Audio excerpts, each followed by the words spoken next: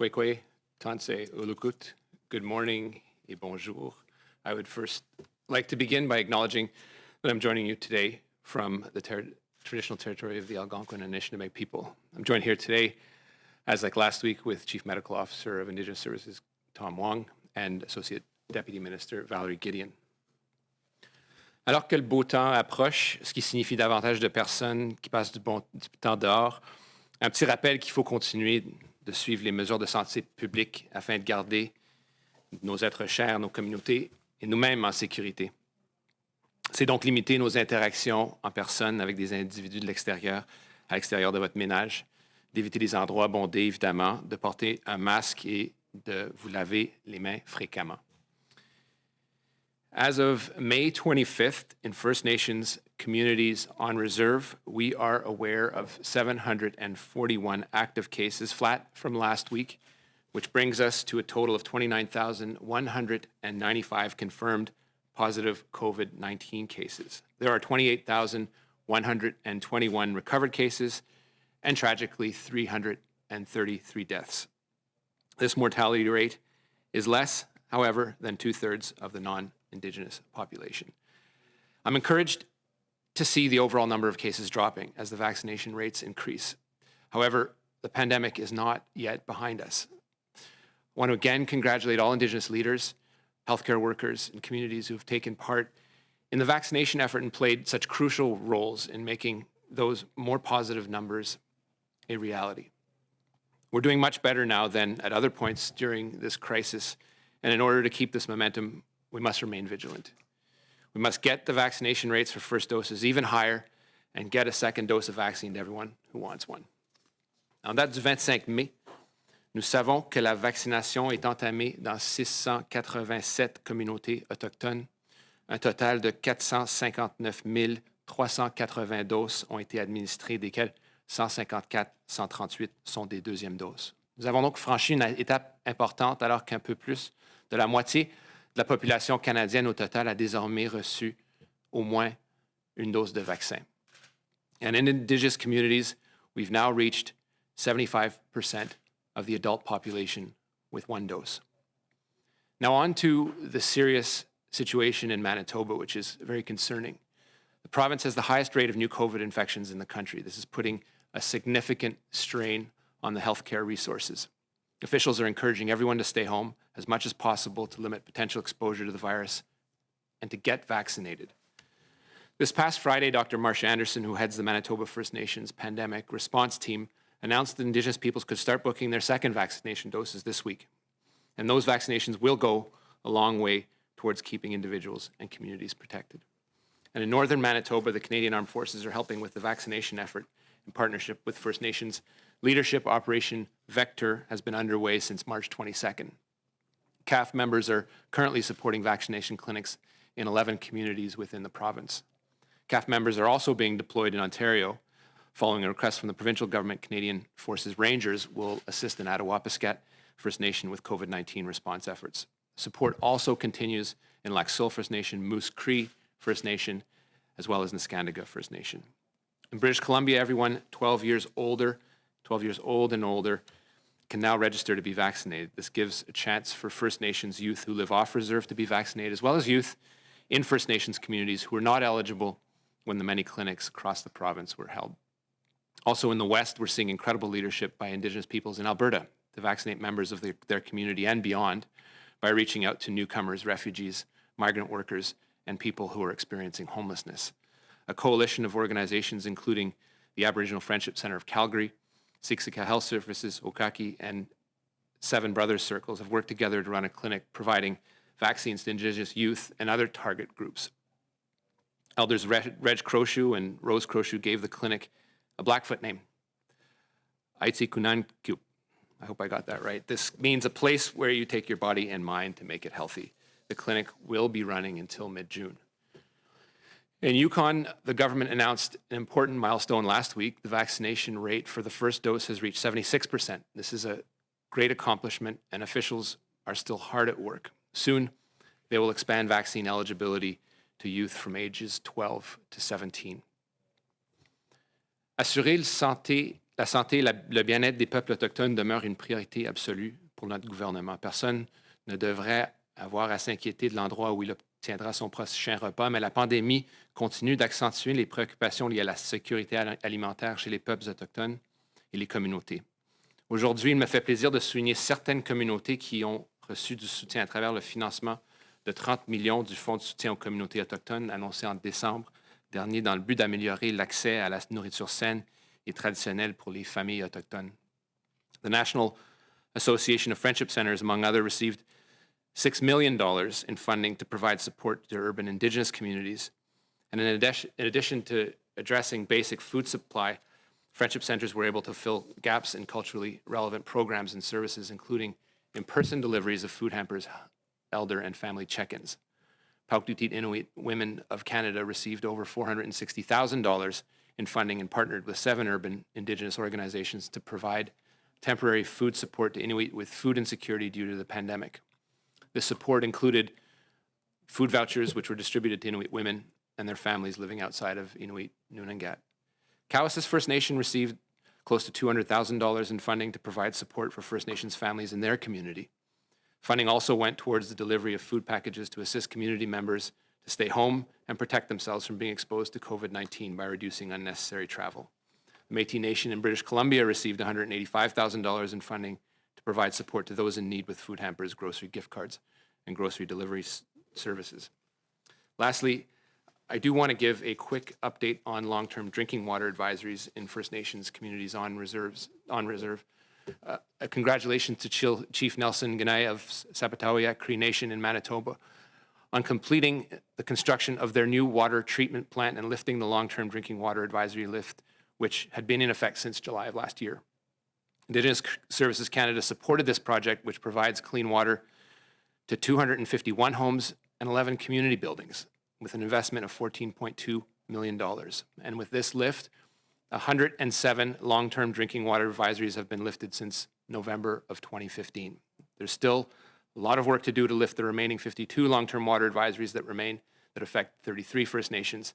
And in each of these communities, there is a project team and action plan in place to resolve the advisory. Also, finally, like to take the opportunity to remind everyone that our government's commitment to improving access to clean drinking water on reserve goes beyond lifting long-term drinking water advisories. En 2019 et en 2020, nous avons augmenté le financement afin d'appuyer les opérations et l'entretien de l'eau et des systèmes des eaux usées dans les communautés des Premières Nations. Ce financement est essentiel pour la viabilité des infrastructures en eau et pour prévenir de futurs avis concernant la qualité de l'eau potable. Avec ces fonds supplémentaires, nous souhaitons avoir un impact tangible en partenariat avec les communautés autochtones, en contribuant de façon positive à la disponibilité d'un approvisionnement en eau saine et sécuritaire aujourd'hui et pour les générations à venir. Thank you, Miigwech Nakumik. Merci. Je reconnais que je me trouve sur le territoire non cédé du peuple algonquin. Depuis le 25 mai, il y a 741 cas actifs parmi les Premières Nations habitant sur les réserves. Since January, with the upsurge of the vaccine uptake in First Nations communities, we see active case counts dropping by over 85%. The number of communities with significant outbreaks have seen a similar reduction. However, it is essential to remain vigilant as there are still outbreaks in some communities. Indigenous leaderships in jurisdictions across the country, along with public health teams, continue to put in tremendous efforts in the rollout of the vaccines. I would like to share some incredible examples. In Calgary, a vaccine clinic starting this week and ongoing for the next 4 weeks will be open to any Indigenous persons over the age of 12. An Indigenous youth who have received a COVID vaccine in Manitoba said, "We are hoping by doing this, we are doing our part so that we can all get back to, quote, unquote, something more normal." Indigenous youth in Manitoba are working to enhance vaccine confidence through social media and other means, saying it is important to open the conversation regarding vaccines and to try and make the world a better place to live in. While I recognize the toll this pandemic continues to have, these efforts are making an impact and saving lives. Miigwech, Nakumek, Marcy. Nous allons maintenant prendre les questions des journalistes, une question et une question de suivi. We'll now take questions from journalists, one question and one follow-up. Operator, over to you. Thank you. Merci. For questions on the phone, please press *1 on your device's keypad. Pour toute question au téléphone, faites *1 sur votre appareil.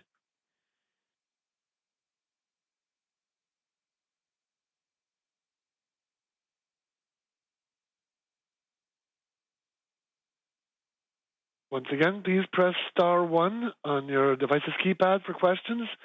Pour questions, n'hésitez pas à faire *1 sur votre appareil. In the meantime, we can start with questions in the room.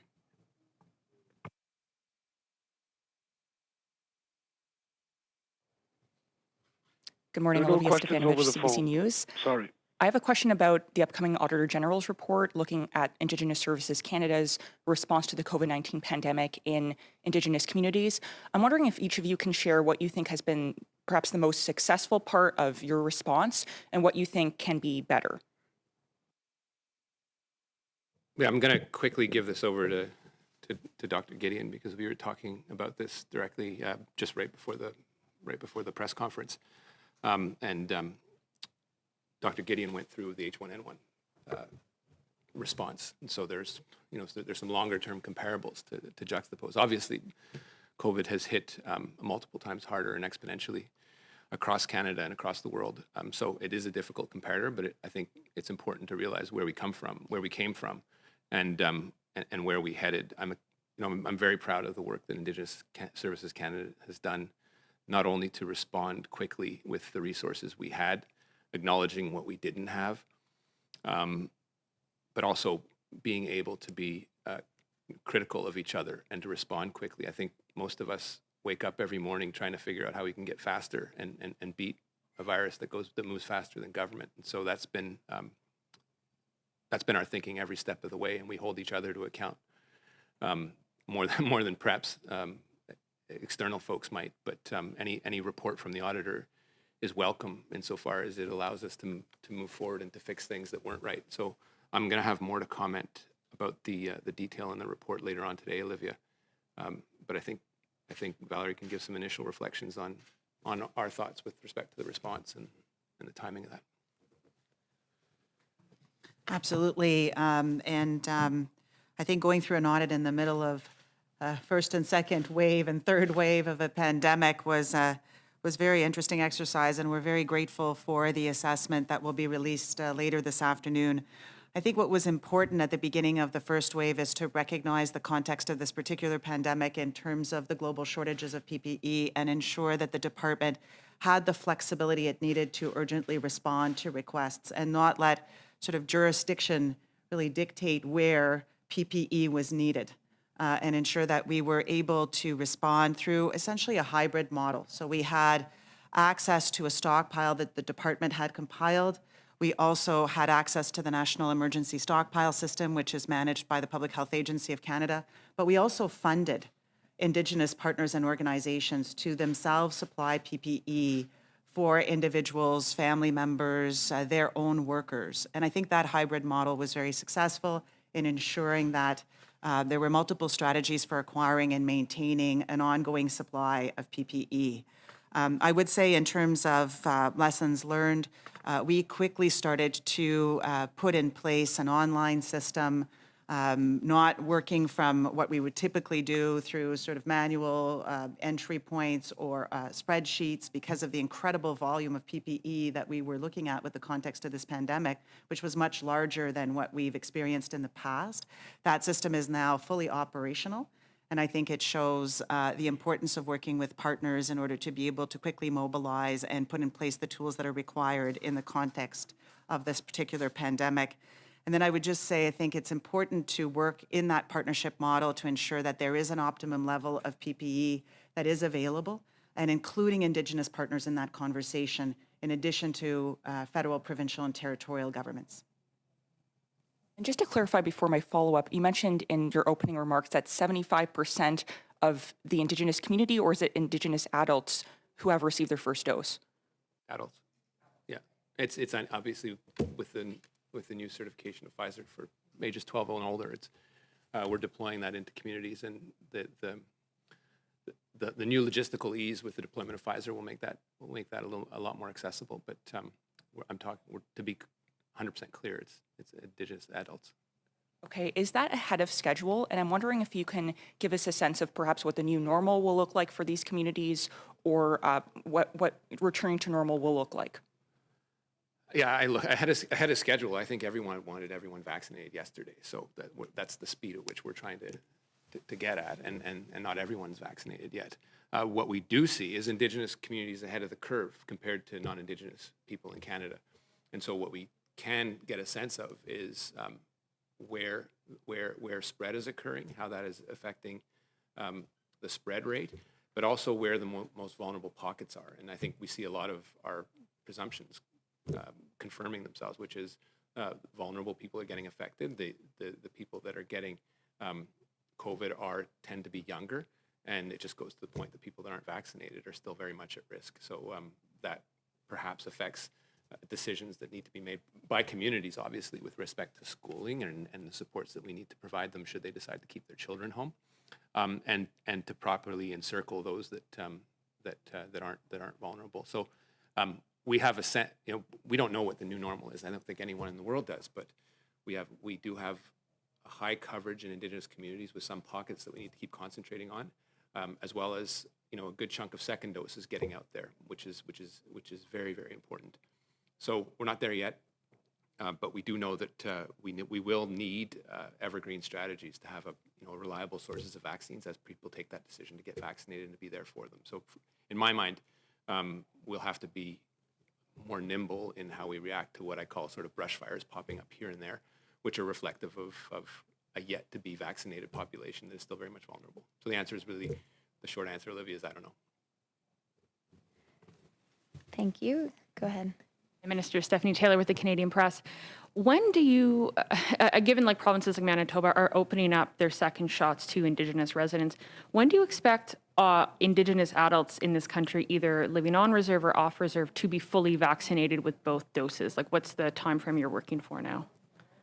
Yeah, just to pick up on what I answered to Olivia, I think we need to be in a position to offer all Indigenous folks that are eligible for the vaccine that choice. And that comes with a lot of information and the choice whether to get vaccinated. We have clinics that are going on in close to 687 communities. So we have a broad deployment, and we are, as a comparator, ahead of the curve. When we get to that notional 100%, I don't know. We know that the next 10% is always more difficult than the prior 10%, just because of the law of averages and the way people behave. So it will have to require more tailored efforts, particularly to what we are seeing, which is not hesitancy within the youth population, but perhaps it take a little more time to go and get that second dose, which requires different strategies, whether it's social media influencers or different type of information. Seeing your elders getting vaccinated was a huge positive effect on communities. Obviously, they were the most vulnerable. So that has been a good inspiration to other members of the community. But we do see areas where there is less uptake than is optimal. That is of particular concern within communities of higher youth populations that haven't up to now been eligible. So there are some communities with just, on average, a higher youth rate. And so that's areas that we are focusing in Indigenous Services Canada, as they are less immunized on the whole. But getting to that notional quote-unquote herd immunity is something that is still challenging everyone in the world as to what that number actually is, and then obviously what it means. I just know that what we're seeing in Indigenous communities is being ahead of the curve. We're seeing some very positive developments, but we're also seeing those pockets of vulnerability come up. What impact, if any, is the question mark around Moderna deliveries going to be having on the vaccination campaign for First Nations, given that that was the vaccine that was sent to a considerable number, if any impact at all? Yeah, so far, I'll let Tom comment on it. So far, it's been marginal. It can, on the margins, though, impact logistical planning. You know, if you expect something to come and you're disappointed, then you have to sort of remaneuver and be nimble. And this is something that we've been working with CAF in particular, that are going to the most northern parts of the country to deploy the vaccine, to be able to adapt and overcome. And that's the new. I think that concern is alleviated through the new handling requirements that are a little more eased up around Pfizer. But obviously, the more flexibility, the better. So, you know, reliable supply chains are important for a reason, because you make plans, and if you have to get planes and people and nurses ready, and quarantine and have a safe distribution of vaccines, all these things come into play. So it can have a domino effect. But I wouldn't overstate it at this point, because we will have enough Moderna to go around for everyone, unless Tom corrects me, as well as Pfizer for the younger age groups, until such time as another drug manufacturer can go to that age group and even younger. Tom? Yeah, you know, recently Health Canada authorized, you know, the additional flexibility for storing and handling Pfizer vaccine is really a game changer, because it offers, you know, the vaccine to be able to store it, unlike before, as you remember, that it had to be stored in a minus 80 freezer, you know, for the duration of the vaccine. And now Pfizer can be stored in a regular vaccine fridge at 2 to 8 degrees Celsius, so much easier. And that's, you know, the kind of refrigerator that you can find in the north as well as in the south, even in remote areas. And it can be kept in the fridge, you know, for a month. So therefore, you know, that offers a lot of flexibility. As a result of that, you know, more and more jurisdictions are working with Indigenous partners to actually use Pfizer vaccine, not just Moderna vaccine in the north. So. Thanks, Stephanie. Are there any other questions in the room? No? That concludes today's press conference. Ceci conclut la conférence de presse. Merci. Thank you. The conference has now ended. Please disconnect your lines at this time.